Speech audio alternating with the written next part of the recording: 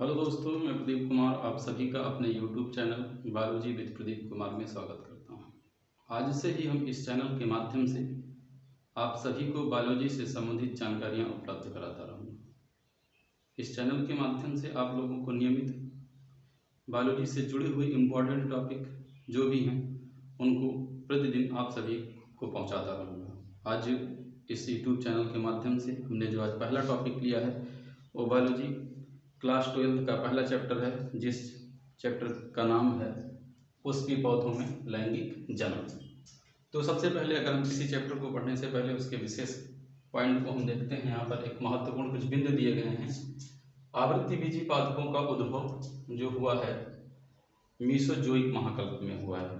आवृत्तिबीजी जो एंजियोस्पर्मिक पौधे होते हैं उनका जो उद्भव हुआ है वो मीसोजोइक महाकल्प में हुआ है, और इनका जो पृथ्वी पर अधिपत्य हुआ है उस महाकल्प को सीनोजोइक नाम दिया गया है। उस महाकल्प को सीनोजोइक नाम दिया गया है, और ये सीनोजोइक महाकल्प आवृत्तिबीजियों में स्वर्णिम युग के नाम से जाना जाता है, गोल्डन पीरियड कहते हैं। और दूसरा जो तीसरा इंपॉर्टेंट पॉइंट है कि पादप भ्रूणिकी के जनक, जिन्हें हम पादप भ्रूणिकी के जनक के नाम से जानते हैं, उनका नाम है C.F. पोल्फ।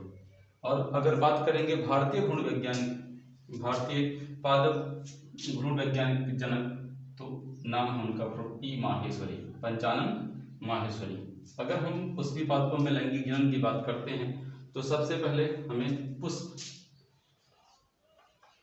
की बात करेंगे, पुष्प की संरचना का बात करेंगे, पुष्प की संरचना। और जब हम पुष्प की संरचना को देखते हैं तो पुष्प सबसे पहले हम देखेंगे कि पुष्प है क्या। तो जो पुष्प है, पुष्प क्या होती है, एक लैंगिक जनन की इकाई होती है, लैंगिक जनन की इकाई है। और पुष्प को अगर परिभाषित करेंगे तो पुष्प एक रूपांतरित प्ररोह, पुष्प एक रूपांतरित प्ररोह है। मीन्स जो पौधे का ऊपरी भाग होता है, जो कायिक भाग होता है, वही बाद में जननिक भागों में बदल जाता है। पुष्प के अगर भागों की बात करें तो पुष्प की एक संरचना है जिसमें एक नर भाग होता है जिसे हम पुमंग कहते हैं, पुमंग का भाग है। यहाँ पर एक मादा भाग होता है जिसका नाम होता है जायांग। अगर जायांग की बात करेंगे तो जायांग में 3 भाग हो जाएंगे। ये ऊपर वाला भाग वर्तिका, वर्तिकाग्र कहलाएगा, अंग्रेजी में स्टिग्मा बोलेंगे। और यहाँ बीच वाला भाग जो वर्तिका और अंडाशय को जोड़ने का काम करता है वो कहलाएगा वर्तिका। जो अंतिम भाग होता है जिसका नाम होता है अंडाशय।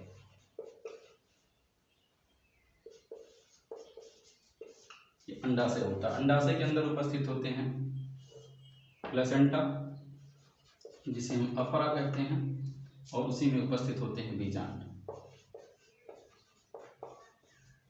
अंडाशय जिस संरचना के ऊपर स्थित होता है उसका नाम होता है पुष्पासन,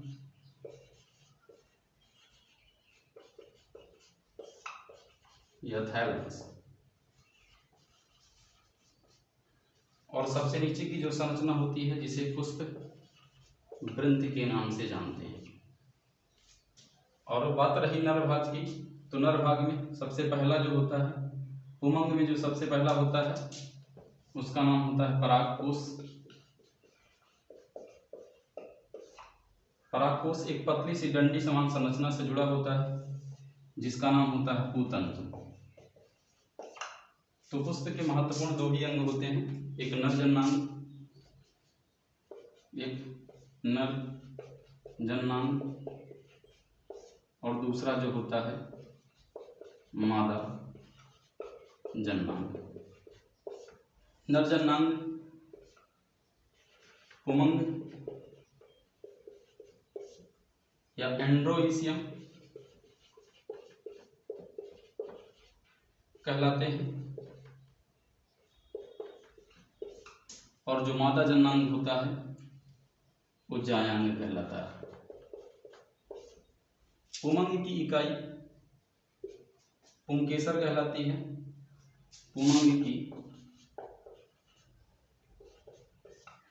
पुमंग की इकाई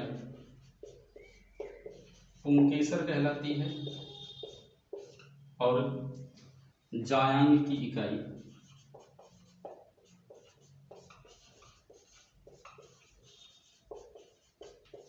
स्त्री केसर कहलाती है। एक बार हम पुनः पुष्प की संरचना की बात करते हैं तो जो पुष्प का सबसे निचला हिस्सा होता है उसे पुष्पवृंत कहते हैं। पुष्पवृंत के ऊपर पुष्पासन होता है, अंडाशय जिस पर स्थित होता है। और अगर जब हम मादा पार्ट की बात करते हैं यहाँ, तो यहाँ पर मादा को जायांग कहते हैं और जायांग की इकाई को हम कहते हैं स्त्री केसर। इसके 3 भाग होते हैं। सबसे ऊपर वाला भाग वर्तिका कहलाता है, बीच वाला वर्तिका कहलाता है, नीचे वाला अंडाशय कहलाता है। अंडाशय के अंदर बीजांड उपस्थित होता है। और अगर हम पुमंग की बात करते हैं तो पुमंग में 2 भाग हैं, एक का नाम है परागकोश और दूसरे का नाम है पूतंतु।